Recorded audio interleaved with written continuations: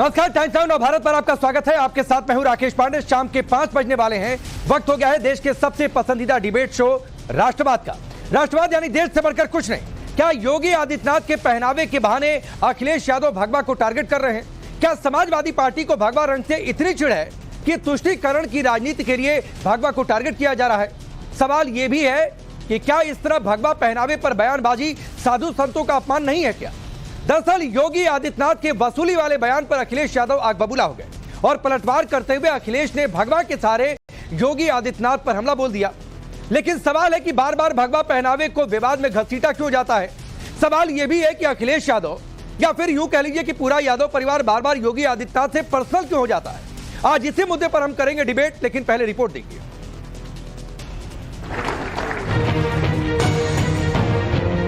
भर्ती की प्रक्रिया को पहले ही चाचा भतीजे की जोड़ी वसूली के लिए निकल पड़ती थी। कुछ कपड़े पहनने के बाद किसी को झूठ नहीं बोलना चाहिए, तो कम से कम अगर वो खुद नहीं बोल सकते हैं तो उन कपड़ों का ख्याल रखें जो उन्होंने वस्त्र धारण किए। मैं कह सकता हूं मैं भगवाधारी हूं। ऐसा है कि उस कपड़े को पहनने के बाद आपके दिमाग और आपकी मानसिकता जो है वो शुद्ध हो जाती है, तो इसलिए वो आपको समझ में नहीं आएगा उस कपड़े की शुद्धता को। आप किसी धार्मिक लिबास में हैं तो फिर तो आपको लेकर के देश और दुनिया और जनमानस का मन एक अलग तरह से होता है, तो कोई भी कपड़ा झूठ बोलने की इजाजत नहीं देता। उत्तर प्रदेश में होने वाले विधानसभा चुनाव से पहले सीएम योगी आदित्यनाथ और अखिलेश यादव के बीच तीखी जुबानी जंग तेज हो चुकी है। सीएम योगी आदित्यनाथ ने 7,720 लेखपालों को नियुक्ति पत्र सौंपने के बाद बिना नाम लिए चाचा भतीजे की जोड़ी पर निशाना क्या साधा? अखिलेश ने पलटवार करने में देर नहीं लगाई। योगी आदित्यनाथ के बयान पर अखिलेश यादव आग बबूला हो गए और सीएम योगी आदित्यनाथ पर भगवा वस्त्र के सहारे तंज कस दिया। कुछ कपड़े पहनने के बाद किसी को झूठ नहीं बोलना चाहिए। हाथरस में जो वस्त्र होते हैं, कई बार वो वस्त्र इसकी भी पाबंदी लगाते हैं कि आप झूठ नहीं बोल सकते हैं, आपको सत्य ही बोलना पड़ेगा। तो कम से कम अगर वो खुद नहीं बोल सकते हैं तो उन कपड़ों का ख्याल रखें जो उन्होंने वस्त्र धारण किए हैं। और ये अपना छिपाना चाहते हैं कि हाई कोर्ट ने कॉपियां बदल दी। आपको जानकारी होगी कि कितनी कॉपियां बदली गई, और ये हर नौकरी में इन्होंने घोटाला किया। ये हर नौकरी में इसलिए घोटाला करते हैं क्योंकि इनके अपने लोग कैसे एडजस्ट हो जाए। दरअसल सीएम योगी आदित्यनाथ ने पिछली सरकार में भर्तियों में घोटाले को लेकर अखिलेश यादव पर बड़ा हमला बोला था।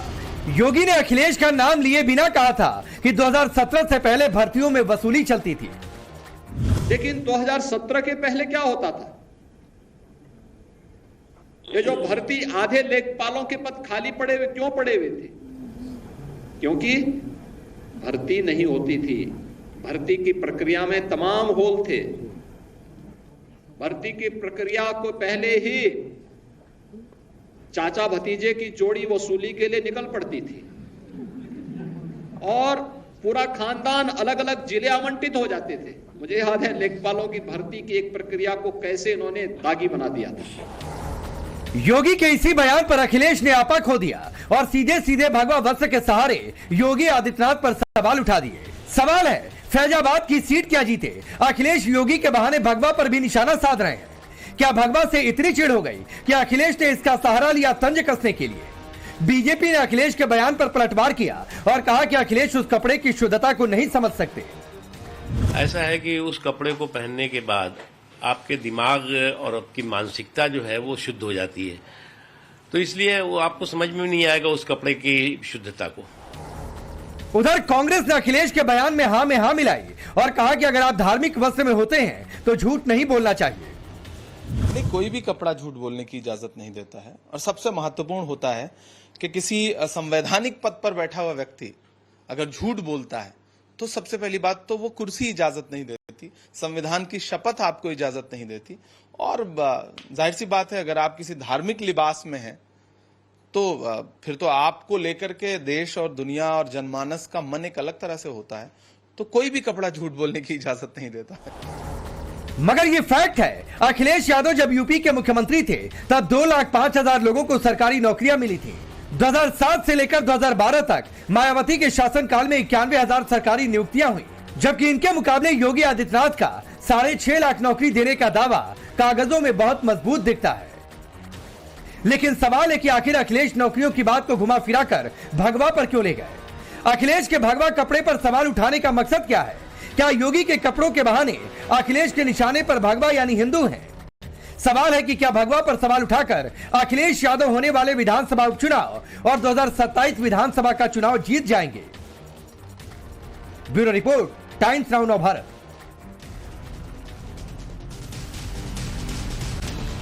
तो ये रिपोर्ट आपने देखी है और सवाल यह है कि अगर मुख्यमंत्री योगी आदित्यनाथ ने कुछ गलत कहा तो आप फैक्ट के साथ ठीक कर देते, बीच में उनके कपड़ों को लाने की क्या जरूरत थी? सवाल यह भी है कि बार बार पूरा यादव परिवार पर्सनल क्यों हो जाता है? चलिए आपका परिचय पहले मैं आज के मेहमानों से करवाता हूं। डॉक्टर कौशल कांत मिश्रा जी हैं, भारतीय जनता पार्टी के नेता और प्रवक्ता। अवधेश जी वरिष्ठ पत्रकार स्टूडियो में मौजूद हैं।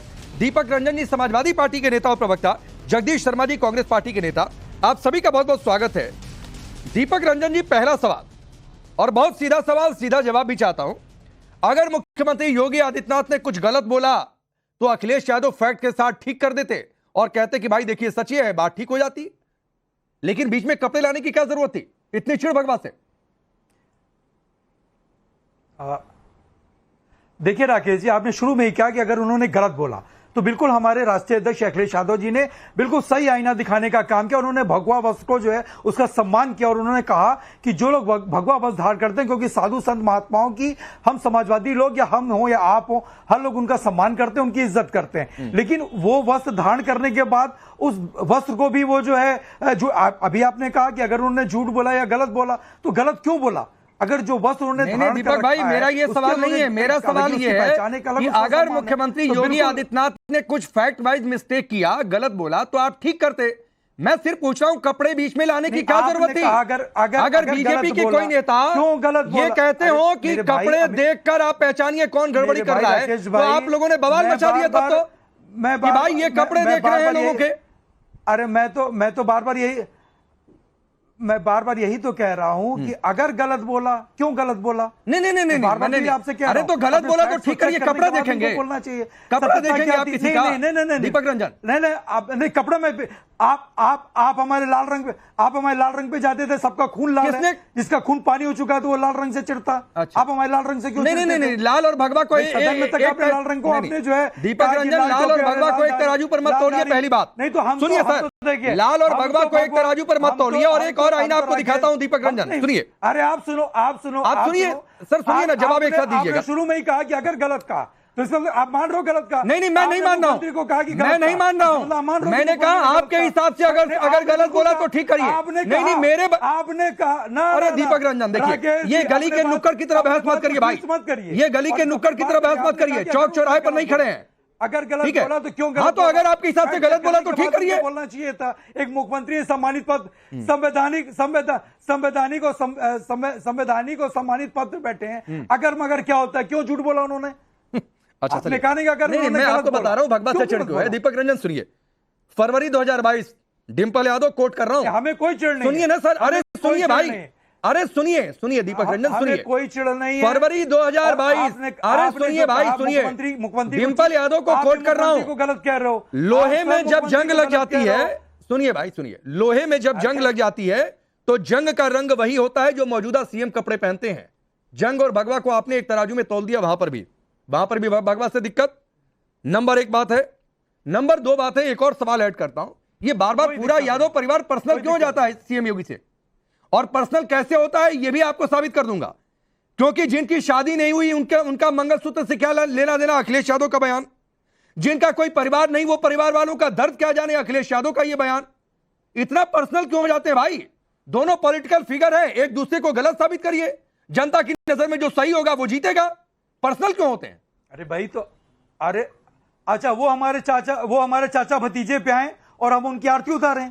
पर्सनल कौन हो रहा है आप बताइए? पिछली सरकार का भी हवाला दे सकते थे। चाचा भतीजा कह के किसने कोट किया? अच्छा, चाचा भतीजा कह के किसने कोट किया? राकेश जी आप बताइए। तो चाचा भतीजा नहीं है क्या? कौन हो रहा है? कुछ गलत कहा? अरे आप बताते, आप गिनाइए। मैं पूछ रहा हूं, कुछ गलत कहा? चाचा भतीजा नहीं है क्या? चाचा भतीजा तो मुख्यमंत्री जी शादीशुदा, तो मुख्यमंत्री शादीशुदा है क्या?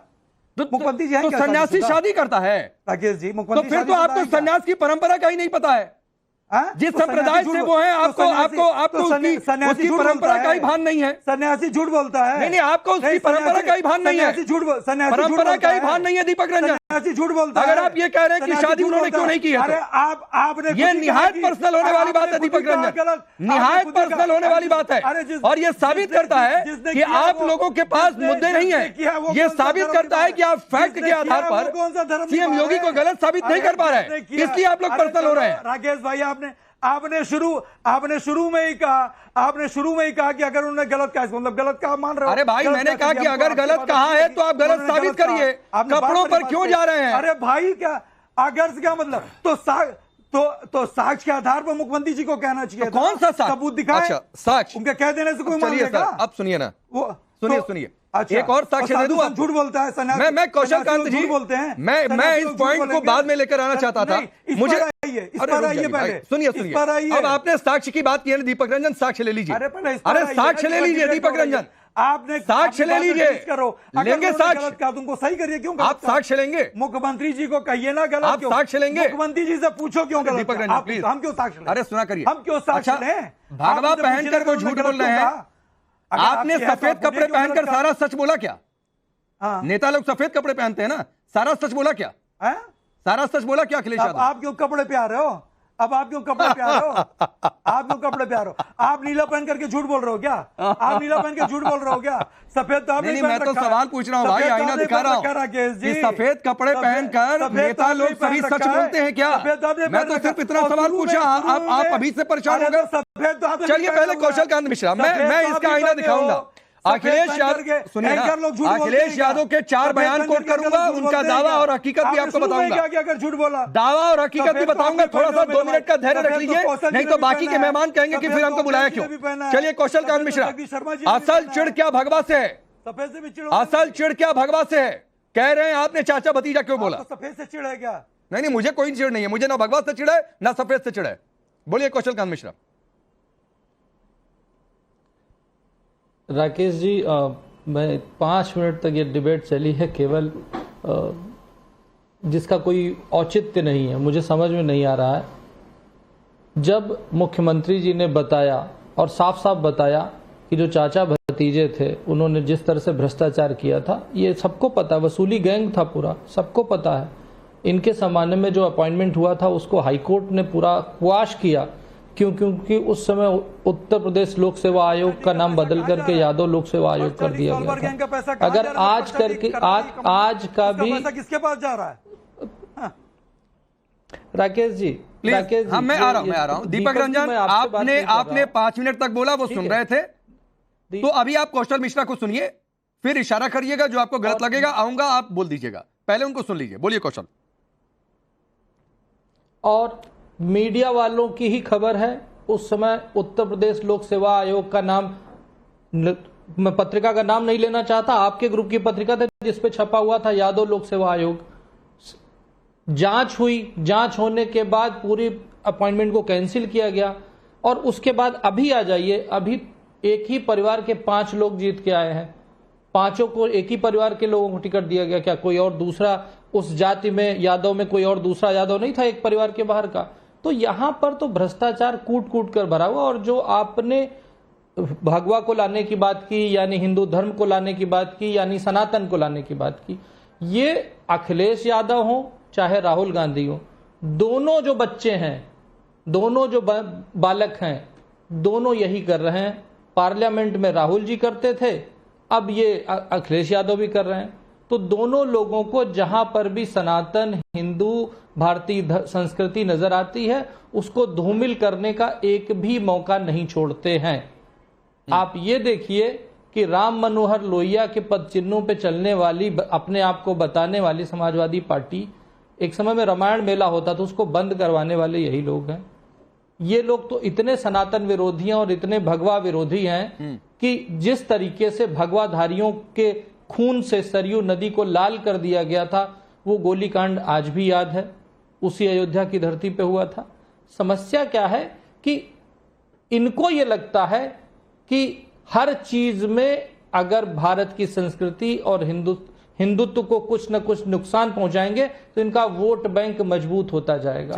सिर्फ यही बात है। मैं एक छोटी सी बात है कौशल भाई, जवाब हो सकता है, और जिस कौशल भाई तरीके जो से ये कह रहे हैं उसका जवाब दीजिएगा जी। और आप लोग फैजाबाद जीत गए दीपक रंजन, तो आप लोगों को लगता है कि भगवा को, हिंदू धर्म को आगे कुछ भी बोला जाए कोई गुरेज नहीं, क्योंकि राहुल गांधी हिंदू को कुछ कहते हैं आप लोग खामोश रहते हैं, पूरे इंडी गठबंधन से सनातन धर्म को टारगेट किया जाता है आप लोग चुप रहते हैं, स्वामी प्रसाद मौर्य जब आपकी पार्टी में थे क्या नहीं बोलकर चले गए आप लोग चुप रहते हैं, और उसके बाद अब इस तरीके का बयान। भाई साहब डिबेट, अब मेरी बात आ जाए दिएगा राकेश जी। कौशल भाई आधा मिनट दे दीजिए फिर आपके पास आऊंगा। बोलिए दीपक रंजन।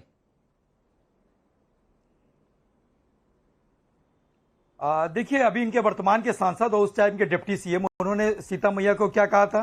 आदरणीय डॉक्टर दिनेश शर्मा जी यूनिवर्सिटी के प्रोफेसर रहे, लेक्चरर हैं वो, उन्होंने सीता मैया को टेस्ट बीजेपी का प्रवक्ता है दीपक रंजन, आज आप बोलिए ना राहुल गांधी के बयान पर आपने क्या स्टैंड लिया? आप बोलिए ना स्वामी प्रसाद मौर्य जब आपकी पार्टी में थे तो आपने क्या स्टैंड लिया? आप बोलिए ना कि सनातन धर्म को डेंगू कुछ रोग बता दिया गया तो आपकी पार्टी ने क्या स्टैंड लिया? इन्होंने क्या लिया?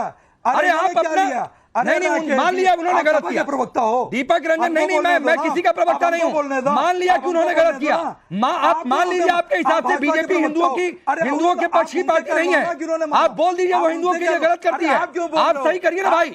आप क्यों उनको, अरे आप जो उनको जो सेव कर रहे हो, आप उनको उनसे नहीं, मैं किसी को सेव नहीं कर रहा हूं, मैं आपको आपका आईना दिखा रहा हूं और जनता को दिखा रहा हूं कि आपका आईना क्या है। पार्टी के पदाधिकारी, आप भारतीय जनता पार्टी के, मैं भी आपको आईना दिखा रहा हूं, मैं भी आपको आईना दिखा रहा हूं। मुझे आईना दिखा पाने की आपकी नहीं, आप कह रहे हो मुझे आईना दिखा पाने की स्थिति में आप नहीं है दीपक रंजन। आप कौन होते हो? आपकी भी नहीं है, आपकी भी नहीं है, आपकी भी नहीं है राकेश जी, आपकी भी नहीं है। नहीं मेरी है भाई, जिस संविधान की प्रतियां आपने लहराई हैं आप भी नहीं दिखा पाओगे। सुनिए जिस संविधान की प्रतियां आपने लहराई हैं उस संविधान ने देश में पत्रकारिता को ये ताकत दिया है कि वो नेताओं को आईना दिखाए। तो मेरी हैसियत तो है, चलिए जवाब दीजिए। नहीं मेरी लोकतंत्र का मजबूत हिस्सा हो, मेरी भी हैसियत है, मेरी भी हैसियत है कि मैं आपकी अनूल बातों को, और परिवारवाद से इतनी दिक्कत है इनको भाजपा के प्रवक्ता को, अगर तो परिवारवाद पर मत जाइए भाई, मैं परिवारवाद पर डिबेट नहीं कर रहा हूं। नहीं मैं परिवारवाद पर डिबेट कर ही नहीं रहा हूं। नहीं मैं परिवारवाद पर डिबेट कर ही नहीं रहा हूं। जगदीश अभी आता हूं, इनको क्यों नहीं इंटरप्ट किया? जगदीश शर्मा जी, क्यों नहीं इंटरप्ट किया? अरे राकेश इनको क्यों नहीं इंटरप्ट किया? जगदीश शर्मा जी, नाना पटोले, हुसैन दलवाई, जब मुख्यमंत्री योगी आदित्यनाथ मुंबई में थे तो वो भी कह रहे हैं कि निवेश ला रहा है तो भगवा कपड़े छोड़िए भाई। ये भगवा से इतनी दिक्कत क्यों हो जाती है बार बार? जगदीश शर्मा जी रुकिए दीपक रंजन प्लीज। राकेश भाई मेरी आपसे दीपक भाई रुक जाओ एक मिनट। राकेश भाई मेरी आपसे हाथ जोड़ के प्रार्थना है, अरे दीपक रंजन मैं डरपोक नहीं हूँ, आपका हक है सवाल, और मुझे डरपोक जैसी कैटेगरी में मत डालिए, वरना आपको आईना दिखाऊंगा आप जवाब देने की स्थिति में नहीं होंगे। तो पर्सनल मत हुआ करिए, कभी योगी आदित्यनाथ से पर्सनल और चैनल पर आएंगे तो एंकर से पर्सनल। तो चलिए बोलिए जगदीश जी। और जब इन्होंने परिवारवाद का नाम लिया कि मैं परिवारवाद पर डिबेट नहीं कर रहा हूं, मैं कौशल का आंसर नहीं कह रहा हूं, परिवारवाद पर डिबेट नहीं कर रहा हूं। अरे दीपक भाई रुक जाओ यार। अगर ठीक हो तो भारतीय जनता पार्टी हरा देती पांचों को। राकेश भाई आप एक अच्छे पत्रकार, हमेशा मैं देखता हूं आपकी डिबेट में आप उलझ जाते हो, आपका काम है सवाल पूछना, अच्छी बात है, पर अब जवाब बीजेपी से दिलाएं तो अच्छा रहेगा। आप खुद ही बढ़ जाते हैं जवाब देने के लिए। कहने के मैं समझता हूं जिस तरह भारतीय जनता पार्टी के प्रवक्ता कह रहे थे ईमानदारी का ढकोसला पीट रहे थे, पूरा देश को पता है ईडी सीबीआई का कैसे दुरुपयोग होकर देश को लूटा जा रहा है। नंबर एक। नंबर दो, आज ये बहस मुख्यमंत्री वर्सेस अखिलेश पर। मुख्यमंत्री संविधान के चुने हुए शपथ ले हुए मुख्यमंत्री है, शुरुआत तो उन्होंने करी, वो ना छेड़ते तो ना छिड़ते, कम से कम मुख्यमंत्री को मुद्दों पर बात करनी चाहिए। चाचा भतीजा सब, उन्होंने कहा था कि मैं शपथ लेता हूं किसी को द्वेष की भावना से नहीं देखूंगा, वो द्वेष शुरू में दिखा रहे हैं भाई। मुख्यमंत्रियों से तो सवाल पूछे जाएंगे, बोल दिया तो इसमें द्वेष कहां से आ गया? कपड़े करें तो अखिलेश बाहर बैठा है आपने, अरे भाई फिर साधु को कपड़े की बात कर दी तो क्या हो गया? सही मायने में तो साधु का जरूरत नहीं है राजनीति में, साधु संत महात्माओं को ज्ञान बांटना चाहिए, इस देश को दिशा दिखानी चाहिए। ये मुख्यमंत्री बन के बैठ के ज्ञान बांट रहे हैं, कहने के मैं सब तो ऑब्जेक्शन है। ये साधु संत के कपड़े एक भगवान के रूप के कपड़े हैं, और जब ये इस तरह की बात करते तो दुख होता है भारत के लोगों को भी, आपको भी, हमें भी। भाई मुख्यमंत्री नेता का काम है मुख्यमंत्री बनना, या तो नेता बन जाए, वरना भगवा आतंकवाद की थ्योरी आपकी पार्टी लेकर आई जब रूल पार्टी सत्ता में थी। कहता हूं और एंटी हिंदू स्टेटमेंट तो दसियों है, मैं गिनाऊं तो आधा घंटा अगला कब पड़ जाएगा। महात्मा का काम करना चाहिए, नेता को नेता का काम करना चाहिए। अच्छा। देखो मेरी बात सुनने दो ना, जनता में आवाज। महात्मा का काम करे, नेता का काम करे, और खिलाड़ी का काम करे। अच्छा। पढ़े लिखे प्रोफेसर पढ़े लिखे काम करे। अच्छा। जब भी देश 21वीं सदी में जाएगा, हम एक दूसरे काम ले लेंगे तो झगड़े होते रहेंगे। अच्छा। शुरुआत तो मुख्यमंत्री ने करी है, ना चाचा भतीजा बोलता। अच्छा। ना सुनना पड़ता। चलिए अवधेश जी, चाचा भतीजा बोलना क्या इतना गलती हो गया कि कपड़े पर चले गए? और जगदीश शर्मा जी जवाब नहीं दे पाए कि हुसैन दलवाई ने क्या कहा था कि भाई निवेश चाहिए तो थोड़ा मॉडर्न हो जाइए। ये दिक्कत है कि नहीं? या फिर ये अवधेश जी मान लिया जाए कि फैजाबाद से एक फॉर्मूला मिला है, इसलिए बार बार भगवा पर ऐसा है।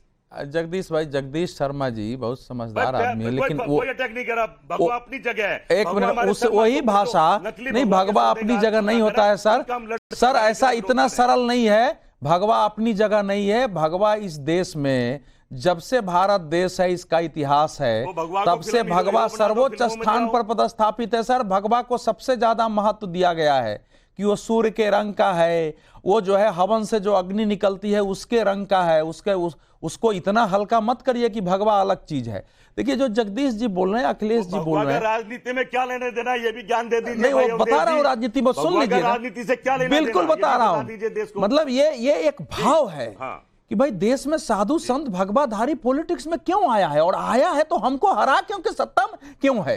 ये जो भाव है ना अंदर में, वो भाव अलग अलग तरीके से निकल रहा है कि ये एक साधु जो है वो वोट तो डाले, उसको वोट डालने का तो अधिकार है, लेकिन कोई सन्यासी जो है सत्ता में नहीं रहे, वो चुनाव नहीं लड़े। ये आप देखिए कैसे किस्म का भाव है। यही भाव ये नहीं बोल सकते हैं किसी पादरी को चुनाव लड़ने का अधिकार नहीं है, किसी मौलाना को चुनाव लड़ने का अधिकार नहीं है। क्यों ये नहीं बोल सकते हैं?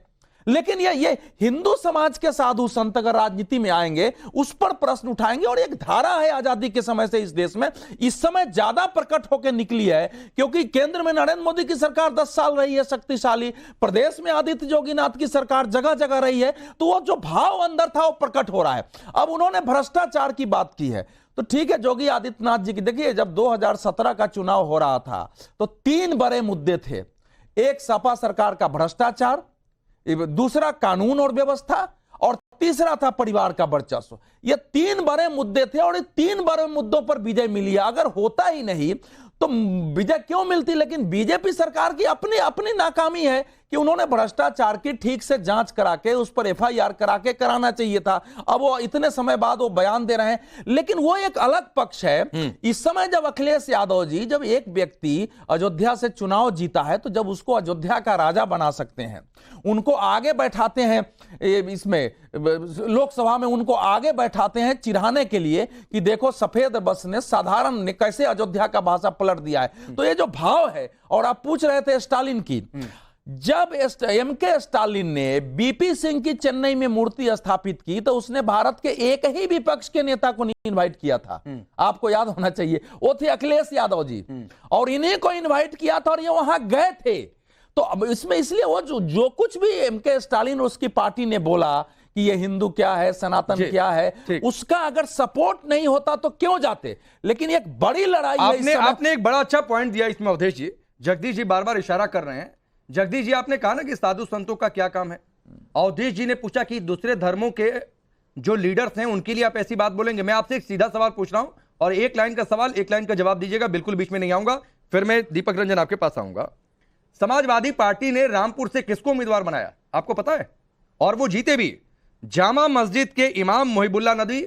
फिर तो आपकी परिभाषा के हिसाब से इमाम को भी नहीं आना चाहिए। बोलिए सपा ने गलत किया। कांग्रेस के 25 जो है मौलाना और इमाम जो है इनके एमएलए एमपी रहे। अभी बोलिए कि गलत है जगदीश जी, बोलिए कि गलत है। जवाब दे दूं राकेश भाई, मैं जवाब दे रहा हूं, सुन ले। मैं हर उस आदमी का विरोध करता हूं जो साधु संतों को अपना काम छोड़ के राजनीति में ला रहा है। इसको नहीं होना चाहिए। मतलब सपा ने गलत किया। वकील को क्या देंगे, तू डॉक्टर का काम कर, ऑपरेशन। तो मतलब सपा ने गलत किया ना। पायलट मैं कह रहा हूं सभी कर रहे हैं गलत। तो सपा ने गलत किया ना, आपकी पार्टी ने गलत किया ना मौलानाओं को उतार के। जब बन जाता है कि वो एक समाज को नई दिशा में ले जाता है, तो आपकी पार्टी ने गलत किया ना, फिर तो बोल दीजिए डिबेट ही खत्म। उसमें से देखता है। अरे डिबेट ही खत्म। अरे मैं तो कह रहा हूं तो मोदी भी गलत कर रहा है। अरे फिर भाई बात है, मोदी भी गलत कर रहा है। पहले आप अपनी बात कहिए ना कि मैंने गलत किया, हमारी पार्टी ने गलत किया, मौलानाओं को मैदान में उतारकर। सपा ने गलत किया, एक जामा मस्जिद के इमाम को उतारकर। बोलिए ना कि गलत किया फिर। जब मैं कह रहा हूं गलत है। मैं कह रहा हूं हर आदमी गलत कर रहा है, मोदी भी गलत आप कर रहे हैं। दीपक रंजन आप पायलट को कह दोगे कि वकील ने कोर्ट में नहीं ठीक है मुकदमा लड़ो। ठीक है सर। और आप राहुल गांधी से कहिएगा कि आगे से मौलानाओं और मौलवियों को चुनावी मैदान में ना उतारा करें, उनको टिकट ना दिया करें। राकेश पांडे जी, कांग्रेस के लिए जामा मस्जिद से हर बार ये जारी होता था कि कांग्रेस को वोट करो, लंबे समय तक रहा है, लंबे समय तक इसमें कोई समस्या नहीं रही है। अब दीपक रंजन 7 जुलाई, दीपक रंजन, एक तो आप लोगों ने रामपुर में गलत उम्मीदवार उतार दिया, जीत गए, लेकिन आपके साथी कह रहे हैं कि इमाम मौलवी को मत उतारा करिए। भाई ये आप लोग क्यों कर रहे हैं? नंबर 1। नंबर 2 बात, एक ग्राफिक्स जरा स्क्रीन पर डाल दीजिएगा। 7 जुलाई अखिलेश यादव ने कहा था बेरोजगारी से परेशान शख्स ने सुसाइड किया, शख्स के ससुर ने कहा कि अखिलेश यादव ने गलत बोला। 2 जुलाई को केंद्र ने उत्तर प्रदेश को कोई एक्सप्रेसवे नहीं दिया, अखिलेश यादव ने कहा था। हकीकत क्या है? 3 से 4 एक्सप्रेसवे मिले हैं। 2 जुलाई को अखिलेश यादव ने दावा किया कि पीएम के गोद लिए गांव की तस्वीर नहीं बदली, जबकि हकीकत यह है कि जयपुर में लोग यह स्वीकार करते हैं कि 10 साल में गांव की तस्वीर बदली है। मोदी सरकार के बजट में यूपी को कुछ नहीं मिला। 2017 की बात है, 4,40,000 घर, सर्व शिक्षा अभियान में 19,000 करोड़ मिले थे। तो सर उनके कपड़े देखकर आप कह रहे हैं कि झूठ नहीं, तो सफेद कपड़ा लाइसेंस से क्या झूठ बोलने का? या इस देश में मान लिया जाए कि नेताओं को लाइसेंस से कि वो सिर्फ झूठ बोलेंगे? अब देखिए अब राकेश जी, बिना इंटरप्शन मेरी एक आपके सवाल के मैं जवाब दे रहा हूं। देखिए, बात अभी हुई रामपुर से हमारे आदरणीय मौलवी साहब को चुनाव लड़ाने का।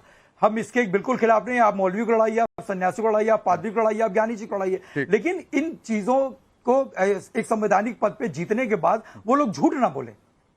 मेरी इस बात पे आपत्ति है कि बिल्कुल ठीक है, मौलाना साहब अगर आएंगे तो वहां पर अगर सदन में बोलेंगे तो अच्छी। और हमारे समझ से देखिए राकेश जी, हिंदू मुस्लिम सिख ईसाई सबको बराबरी का दर्जा होना चाहिए। आप सबको मानते होंगे, सब आपके लिए, क्योंकि लोकतंत्र में सब बराबर है। किस तरीके से रमेश बिधूड़ी जी ने सदन में जो है किस भाषा का इस्तेमाल किया था एक अपने संसद सांसद के लिए, किस तरीके से गिरिराज सिंह जी ने एक इस्तेमाल किया था। देखिए, मैं किसी भी उस पर, चाहे वो कोई भी वस्त्र धारण कर रहा हो या कोई भी है, मैं उस पर नहीं जाना चाहता, लेकिन मैं इतना जोर कहना चाहता हूं कि हमारे हिंदू मुस्लिम सिख ईसाई सारे बराबर हैं। अब देखिए, रहा सवाल बनारस का। बनारस आज क्यूटो जो बनाने का हमारे प्रधानमंत्री जी ने सपना दिखाया था, आज क्यूटो तो नहीं बना, लेकिन फ्लूटो जरूर बन गया है। वहां पर नाव चल रही है, वहां पर स्थिति क्या है और सड़कों का क्या हाल है, नालियां किस तरीके से बजा रही हैं, आपने देखा होगा, आपके रिपोर्टर वहां पे गए होंगे। दीपक रंजन, भाई आप पता नहीं बनारस या तो गए हैं, गए नहीं है, और या तो आप आंखें बंद करके बनारस गए हैं। मैं पूर्वांचल से आता हूं, बनारस मेरा अक्सर आने जाना होता है और बचपन से मैं बनारस जाता रहा हूं। तो बनारस में समय रहते मैंने बदलाव देखा है सर। सड़कें कितनी चौड़ी हुई, एयरपोर्ट से मेन शहर में जाने के लिए पहले घंटे लग जाते थे, अभी आधे घंटे के अंदर आप पहुंच जाएंगे। तो सर आप ये दलील मत किया करिए, ये दलील मत करिए सर। कब आपके साथ क्या चलूंगा? मैं कई बार जा चुका हूं। जो चैनल कौशल कांत मिश्रा जी, जब जो है सफेद कपड़ों में बयानों की हकीकत दिखाई, तो दीपक रंजन कह रहे हैं बनारस फ्लूडो बन गया है। कौशल कांत मिश्रा जी, चलिए सर, ठीक है। कल आप राकेश जी चलेंगे नहीं चलेंगे? राकेश जी, दीपक जी तो नॉन स्टॉप बोले जा रहे हैं, उनका क्या जवाब दूं? उनके पहले कांग्रेस के प्रवक्ता बोल रहे थे कि डॉक्टर को डॉक्टर का काम करना चाहिए, इंजीनियर को इंजीनियर का काम करना चाहिए, तो फिर पायलट को पायलट का काम करना चाहिए था ना। उसे काहे देश का प्रधानमंत्री बना दिया था कांग्रेस वालों ने? इसका जवाब नहीं दे पाएंगे ना। इसलिए हर वर्ग का रिप्रेजेंटेशन होना चाहिए। आप लोग जो जाति वाली राजनीति करते हैं, बीच में नहीं बोलिए, बीच में नहीं बोलिए, बीच में नहीं बोलिए, बीच में मत बोलिए, बीच में मत बोलिए। क्यों? क्योंकि पायलट को प्रधानमंत्री वाले कांग्रेस है, जिसने देश का क्या हाल कर दिया देखा है।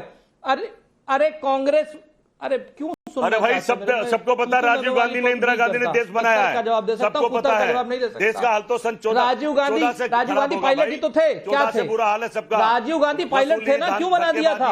अगर आप कह रहे हो डॉक्टर नहीं आए, इंजीनियर नहीं आए, टीचर नहीं आए, और नौकरी पेशा लोग नहीं आए, व्यापारी नहीं आए, तो कौन आएगा?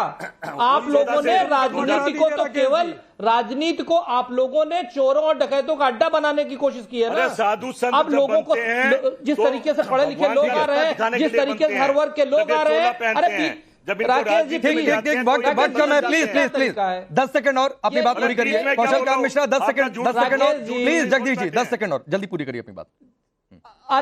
अरे कांग्रेस के झूठे प्रवक्ता, क्या ये सत्य नहीं है कि राजीव गांधी पायलट थे जिनको प्रधानमंत्री बना दिया? और ठीक है, वक्त इतना ही है, आप सभी का बहुत बहुत शुक्रिया, बहुत बहुत शुक्रिया। एक चीज गुजारिश है सर, आप बयान गलत सही जनता के बीच साबित करिए, लेकिन कपड़े देखेंगे तो सामने वाला कपड़े देखेगा, तो इससे दूर रहा करिए। बहुत बहुत शुक्रिया।